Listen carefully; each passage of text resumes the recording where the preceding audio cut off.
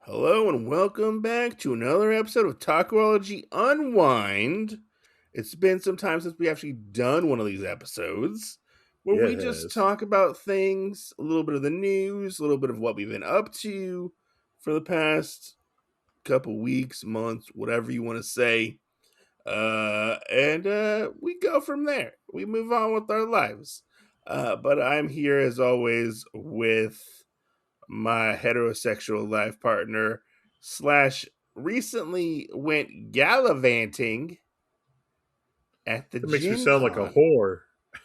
I mean, you might be one, just saying.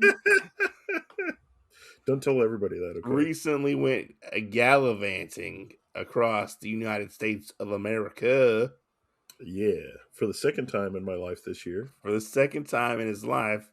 Wait, did they do Gen Con twice this year? No, I did Gary Con earlier, Okay, okay. and then So I'll do it one more time at the end of the year for PAX U.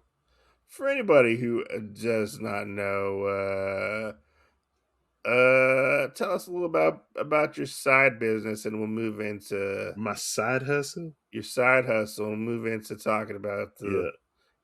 how you got to the Gary Con. So I'm sure if you guys listen to the regular Otakuology show and everything, when we basically like say where you can find us at, I always include Bard's Tavern. Bard's Tavern is kind of my love child away from Mike and I's love child of Otakuology that focuses more on board games and the TTRPG world. Um, so it's super fun and whatnot, but in doing that, I usually try and hit up part of the cons and stuff as well, starting this year, and learning about that so that hopefully it'll spill over into other avenues of my life. Um, so I went to Gen Con, like I said earlier, I went to Gary Con, and it was fun. Um, Was it more interesting this time because you kind of got your feet wet with the last one? Like, did anybody ever like stop you in public? I had I didn't really get stopped per se. At Gary Con, I did get stopped because I sat down, I played a game with somebody, Uh and huh. they looked at the shirt and then they looked at my face and they were like, "Are you Bard's Tavern?" And I was like, "Yeah, I am." They're like, "Oh, cool! Like we follow each other and blah blah blah blah." This time it was very funny because like I had people that a lot of people know by their face that I go with, Uh huh. and uh, they didn't exactly know who I was. Some of them did, uh, but like I would pull out a card and people were like, "Oh, I know exactly who you are," and they're like, "Yeah, you do." So they're like, Yeah. "Hey, man!" Like, like the aura around them changed entirely because it was just like, "Yeah, I know you from Instagram and doing stuff and whatnot." I So kind of know you adjacent, like yeah, yeah. So it was very funny when one of my friends that does it, who maybe not has so many followers, but like gets to talk to a lot of these people, having uh-huh. one person when I pulled my card out go, "Oh, I know you," and like not know my friend at all was hilarious. Do you feel like it's weird to get like kind of recognized? Not really. And I had one of the other guys that I actually roomed with this time, and I think I answered this for like six people, and half of them were people we roomed with. But they all asked me how easy it was for me to like rub elbows and talk to people. Um, and I was like, well, I said, you got to realize though, a lot of the stuff is where my background is. So to some of the like people that were closer to me, we actually did talk a lot about otakuology just because they were like, okay, well, what did you do before? And I was like, well, I had jobs where I had to talk to people, but mostly like interviews from YouTube and through the podcast and everything else. I was like, that's what's kind of prepared me for a lot of it is I've had to have those conversations with people. And so just talking to people is a comfortability of mine. Um, and so handing somebody a card while you're having a conversation with them really isn't that hard to do anymore. It's kind of Um, like almost like exchanging business cards. Yeah, that's exactly what it is. you know. Um, but I mean, there's one person, and I'll kind of name drop what they do because it I feel like it is closer to what we do with Otakuology, even though it is a TTRPG. But I got to sit down with one of the creator guys of Obajima, which Uh-huh. is an anime inspired TTRPG, and they have a board game that's coming out later on this year as well. And their second book, and I actually got to sit down and talk to them a little bit about Obajima and possibly running one of their games in the future. But I mean, we really sat down and talked about Otakuology, and we talked about Gundams and just cool animes from across time and space. Their favorite one was I'm not going to remember the first thing, but it was like Mechasuit Geiger. Is it Guyver? Yeah, yeah, Uh, bio. Oh, I forget what it's called. yeah. Bio something Geiger. I forget what it's called. Yeah. Yeah, yeah. But they were like, "That's my favorite one." Da, da, da. And I was like, "Oh yeah." I said, "I know that." So we talked about G Gundam, and like I said, we talked about a lot of other ones. We talked about some of my favorite ones and things like that. So um, it was very fun getting to have other conversations outside of like the initial just elbow rubbing of Like tabletop. I guess yeah, normal conversations that you would yeah, have. yeah. Because I mean, a lot of it is you are having a talk with people of that, and so that kind of feels like business. But then when Yeah. you're doing it for with other things and getting to talk about some of the other things, it's like you've moved past business into we're talking about things for pleasure now. So Yeah. that's really fun. Now, I will preface though, talking about anime kind of is also still talking about business for me with the I Otakuology, guess. I guess.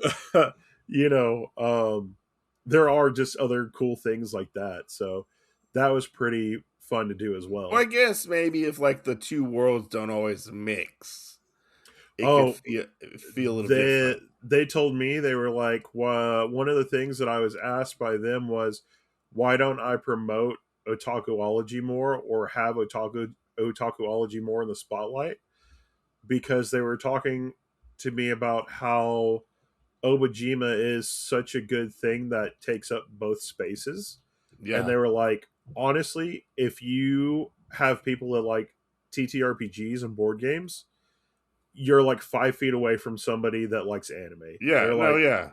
it is a huge crossover, and like 80% of the people like board games and TTRPGs also like anime. Yeah. And there's like a ton of like I remember throughout the years, like even like anime specific, like tabletop RPGs.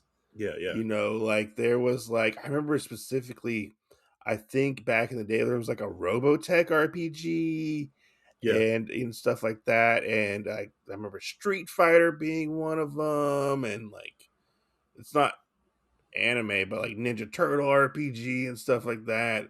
So yeah, like they've been around in like the ethos of like tabletop RPGs, but most def.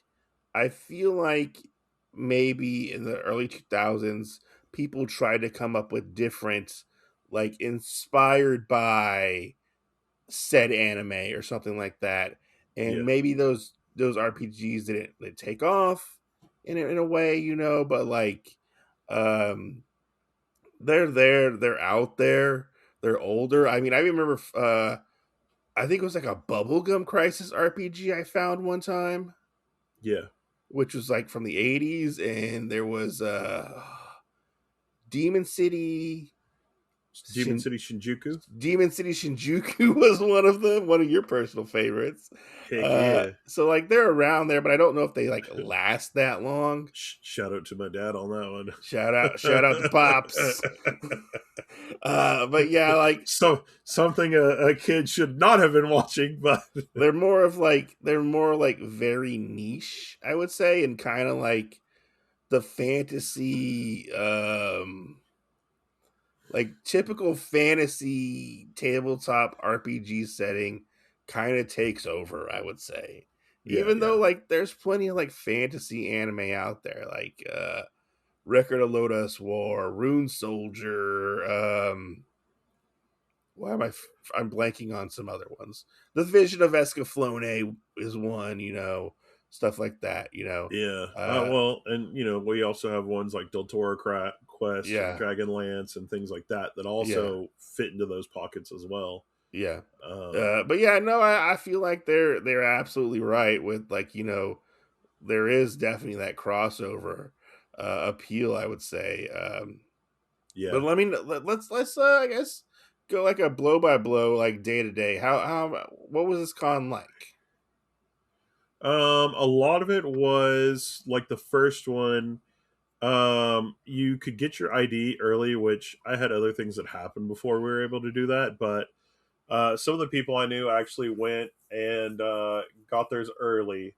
And the first day, Wednesday, even though it's not exactly open, it kind of is Hmm. for people that are vendors, or if you have like a DM badge or something like that, which hopefully next year. I don't know why I just pieced the camera when we're not even rolling, Hopefully but next year. Hopefully next year. yeah. For a lot of things, hopefully I'll be able to run as a Yeah. DM and do some of the other cons and whatnot as well. But you do that, and then we had like a social event where we basically rubbed elbows with some of the other like bigger creators and Hmm. creators from all over the place. I wouldn't necessarily say like I'm like a big creator, but judged off of some of the other ones where Hey, there are hey, more hey what. now, hey now. To me, you're a big creator because I have to look up when I talk to you. Well, if that was the truth, I'd be like in the 90th percentile, okay? Because there are tons of people that are way shorter than me. Um, so that was pretty cool. Uh, like I said, I got mine the next day, but we went to this really cool bar that was an arcade called Hmm. Tappers. Oh, you went to Tappers? Okay, that's cool. Yeah, so like they had like the Con exclusive beer that you could get, which is called Rage Quit.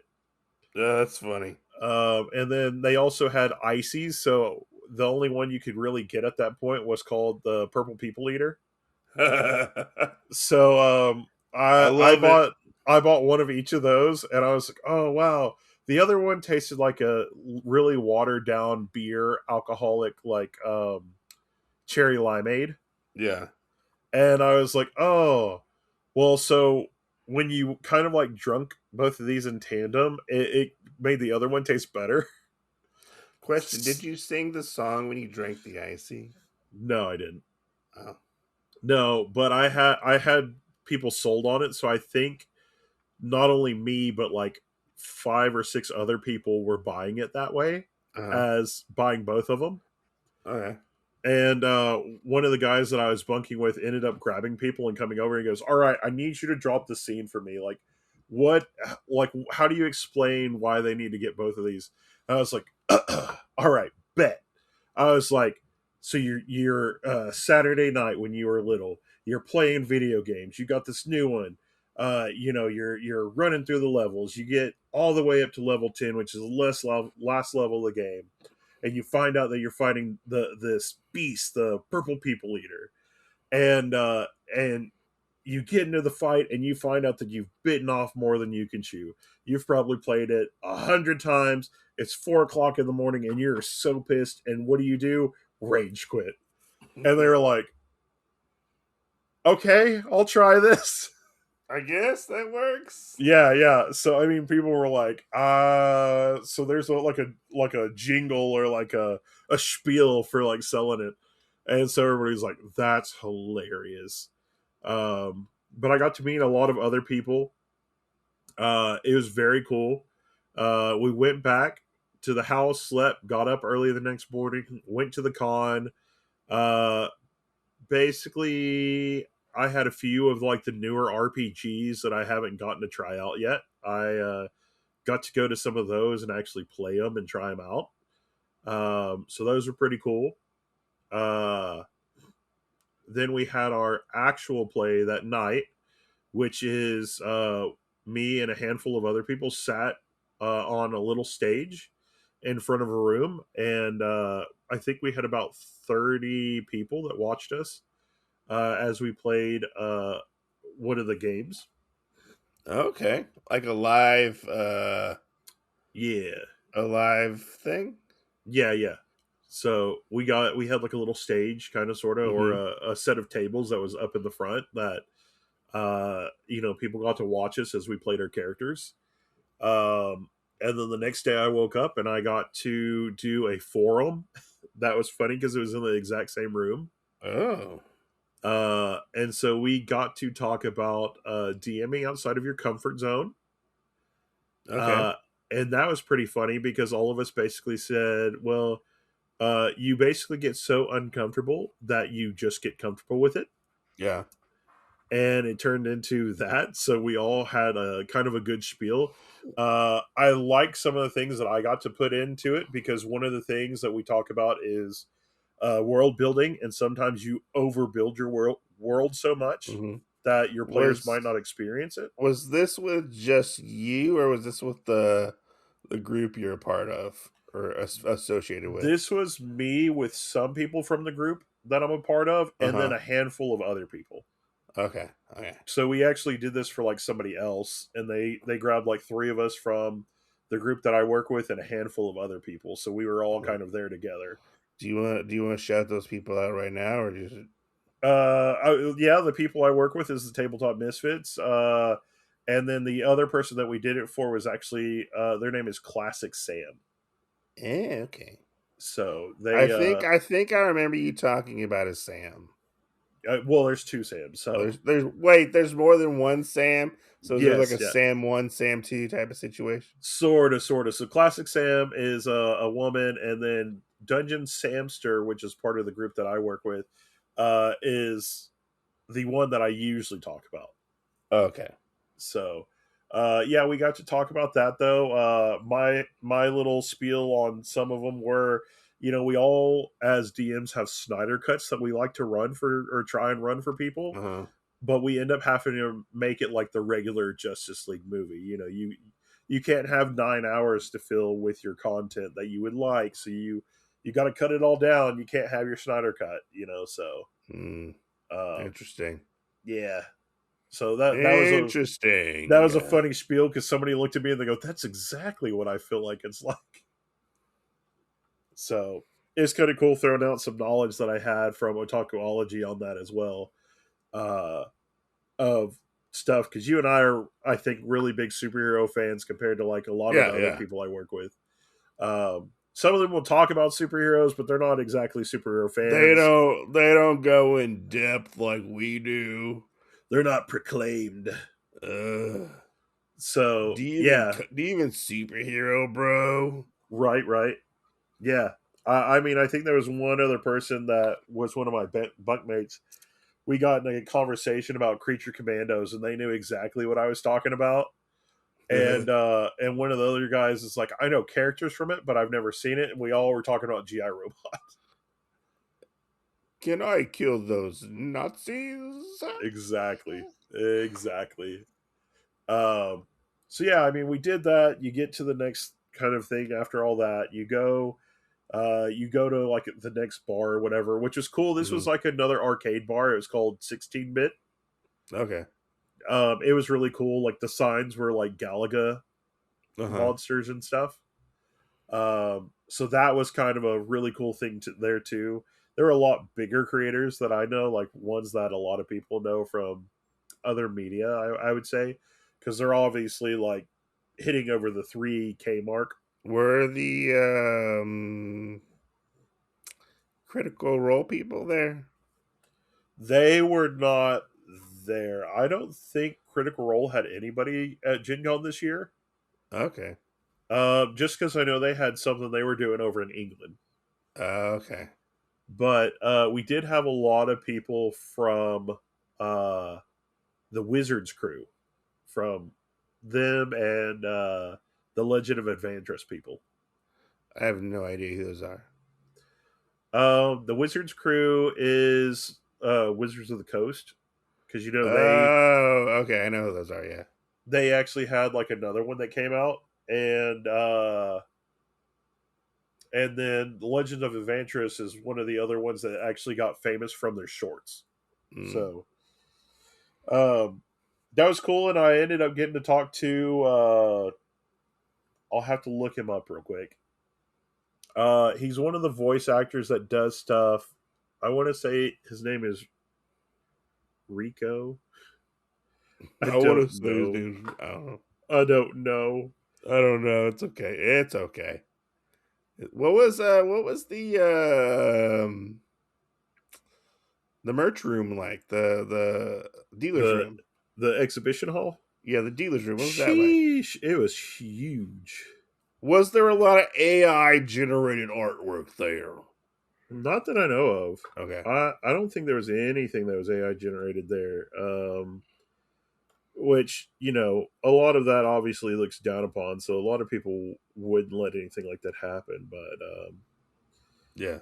it was pretty crazy to say the least Because for like I that remember stuff. at like some like anime conventions and stuff, like there would be people walking around, and I don't know if it's like this at like Gen Con or whatever, but they would have people who worked with like the different publishers, and Yeah, they would go around and people like, you can't sell that, you can't sell that. Like it was like fan made stuff. I don't know. I'm not sure on that. Just because there were a lot of people that had stuff. Now I'm not sure if they did have anybody that had different stuff like that. Was there a Uh, lot of 3D printed stuff? Not really. I didn't really see anybody that had 3D printed stuff. Uh, I feel like that's the new thing at conventions now is like 3D printed stuff. Yeah, no, I think if there was probably like one, and they probably were like, "Hey, that's about it. We Mm, don't need more." gotcha. All right, I found the name. All right. Uh, Robbie Damon. I don't know who that is. So Robbie has done voices for things like Date Everything, Hi-Fi Rush, Critical Role, Jujutsu Kaisen, ReZero, Vox Machina, Rooster Fighter, Oh, he Devil was in May Rooster Cry. Fighter. Yeah, Devil May Cry, The Bad Guys. Okay. He's a voice actor. Uh, let's see, Ghost in the Shell, Sack 2, whatever that is. Sac two. Yeah, I don't know what it Is it means. Sag two? Yeah, SAC-2, That might be Solid State Society too, maybe. or Second Gig or something. But we were walking back from something else, and I actually saw him, and he's like, "Hey, man, I like your shirt." So I got to talk to him for a second. Oh, that's cool. Yeah, it was cool. So I got to have my business cards, and then the funny thing is he's like, "I think I've seen your stuff, but I'm not sure." And one of the other guys said that he was kind of his producer or manager kind of guy, Mm-hmm. and he really worked with Date Everything. And he goes, "I've seen your stuff." He goes, "Do you enjoy Date Everything?" And I was like, "I do." And he goes, "I think I've seen your Date Everything content." I was like, "Well, I haven't put anything else out, but I usually like it." And he goes, "Then it must be your likes." That's funny. That's funny. That's funny. Yeah. I was like, "Well," I said, I actually do TTRPG and other content. So I thought that was pretty cool. I was like, well, I got to rub some elbows. If I wanted to really ground myself really hard into voice acting stuff, at least I might be able to reach out to Robbie and be like, "Hey, you got any tips maybe that I can have?" So, Yeah. yeah, that was pretty fun. And then everybody like was like, "How'd you get in a conversation with him? What did you talk about?" And I was like, Just talk normal stuff. yeah. I was like, "I just talk to people. Like that's it." Just So talk like he was a normal person. yeah, Like, yeah, yeah. So yeah, I mean, we had stuff like that. And like I said, we had other con stuff. I had other games I went to and got to try out for the first time. I will tell you, one of the most annoying things is on part of the blocks as it happened. There were people that were sitting out trying to find donations what do you mean? for, like, some of them were for like to plant trees and whatnot. Oh. or like they were all kind of in the same group, but they all gave you like a different spiel, yet the same spiel at the same time. Uh huh. And that was one of the things that was really annoying to me because I was like, if you're gonna sell me something, sell it to me in a different way than giving me the exact same pitch that I've heard from every one of those people I walked by. Was this like part of the con? It was people outside of the con that would try and catch you as you were walking by to see if you would donate Uh, to them. do they have any picketers out there? Not exactly. I mean, they had Like you're going to hell picketers? Like, no, no, no. uh, It was these people that were trying to like sell you on paying a subscription kind of thing for planting trees somewhere or putting up a water station or something like that. mm. I mean, all good things. I mean, putting up a Yeah, water station, that's fair, and fair then thing to and then do. and then homeless people. Oh, homeless people like trying to Yeah, get money. yeah, yeah. So Yeah. yeah, I somebody told me I was a little bit of a dick when I had joked about one thing with them, but we have people like that are in Arkansas that I very much know. Some of them aren't homeless or whatever, and I wanted to ask one of them, so is this your regular spot or is this just for the weekend? Mm, Because I mean, we do have people in Arkansas that sit up in the same spot, and they are the exact same people you see every day of the week, except for Sundays. And if they're not there, you see either like their brother, their wife, or somebody else, like they've Beauregarded those spots. yeah. And that's what they do as a job. So, you know, and I'm not going to say everybody has the same story of that, but that's also just one thing that really gets me with a lot of things when you put yourself in the way of different things for cons and whatnot. Yeah. That, it kind of makes it seem like you're not there genuinely. You're there for a particular reason, and that is to get money, just kind of like some of these other places.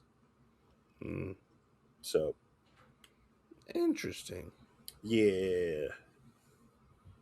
Yeah. So, yep, did that. More con stuff, more exhibit hall stuff. And then Saturday, because they did have the con Sunday still, but I had to leave early that day. We did that, did a LARP, and also did the social events at night because usually social events always happen at night. Um, and there was also a big, like a tornado that hit Gen Con. Oh no. Um, it wasn't very bad. I think one thing like moved part of the rafters, or not the rafters, the like Oh, wasn't there some kind of like leak? I think I yeah. saw. So there were three different leaks in different places. Yeah, I saw One one of was them like, was in the exhibitors hall, yeah, I think that's the one I saw. and it was going straight down, and they had to move those booths that were there. Yeah, one of the tables got like soaked. Yeah, yeah. Then there was one that was underneath one of the places. It had, I guess, put so much water out, it had bursted one of the pipes. Oh wow. So, like, you had a spot where it was, like, where part of the maintenance people would have stayed, like, underneath Mm-hmm. the building, and it was just getting flooded, like, a lot. That's gnarly. There was one of the other places where there was a pipe that burst, and there was another one that was in the theater area that actually was flooding it full of water. Like there was somebody in there taking a video of it, and it, like if you're in a movie theater, that's kind of what it looked like. Yeah. The very front set of rows where the doors usually are to like exit straight from that theater area were like half covered in water. So it was getting super flooded. That's crazy. Yeah, and there were a Hopefully they couple. had people to deal with it. Yeah, and then there was one of the hotels, the Omni, which is one of their historical hotels that they had. It actually ruffled the shingles and stuff on that, where it opened a gap where it was pouring water directly onto like one of their carpets that was really old. Uh-huh. and it completely ruined the carpets. So Oh man. they're like, well, we don't exactly know how they're going to do that, but they may have to rip up all the carpet, even the one that wasn't rained on, to have the same carpets in the entire area. But with all that, you still had fun. Yeah, I still had fun, versus like the amount of walking. So, Yeah, yeah. yeah, it was fun. It was just huge. Uh, Next year, I hope that I get to, like I said, DM a little bit and break up my time from having to like walk everywhere, um, or figure some of that other stuff out. Mm, So, yeah. because it was fun, but I think I traded a little too much like balls to the wall when I could have like taken it a little easier or at least figured out like stuff because some places we went to, people were like, "Oh, it's like not that far away," and You're you like, it's start walking five there. blocks away. No, you start walking and it was like it's been 15 minutes. How much farther is? Oh, it's like another 15 minutes. It was 30 minutes all the way, and you're like, "What the fuck?" So So different back and things like forth that. like it's an hour. Yeah, yeah. That's So there were different things like that. I was just mm, happy that one of the guys I knew had a car, and he was usually at all the social events, so I would just ride back to him since he was one of my housemates. that's good. Yeah, yeah. That's good to hear. So, and then just kind of seeing all the different like um, gaming arcades was really cool. Yeah, Uh, of what they had in Indiana, so those that was probably a really fun thing to actually get to go to. because On top of meeting some of the people I knew. they don't really have those in like Arkansas. Yeah, yeah. We don't have like full on like you can go in and there's arcades everywhere and you can also drink at them and you can do this and have parties and all that stuff. Yeah, So, well, that's cool. yeah. Yep. So, that and I got a haul of my books that were How many? stupendous. How many books did you get? I ended up coming home with uh 6, 7 with a little bitty one, and then a Six, box. seven. Yeah, and then a box set of 3, so Wow. about 10. I kind Did of you have got to get it? Do you have to get another suitcase? no. I had to stick everything inside of the 2 bags I had and pray to God from there. So Like, oh, hopefully I don't have to ship anything. right? No, no, that was about it. I just was like, hey, this is what I'm taking, and went from there. Really, Well, that's cool. You're now a world traveler. yeah. So now I feel like I also got to figure out some other things more so in the anime space to Yeah. do at some of these other cons to really not just promote Bard's Tavern, but also Otakuology more. So, Mm, yeah. yeah. Well, we'll have to think of stuff. Yeah, we will. Well, Jen, where can they find you at?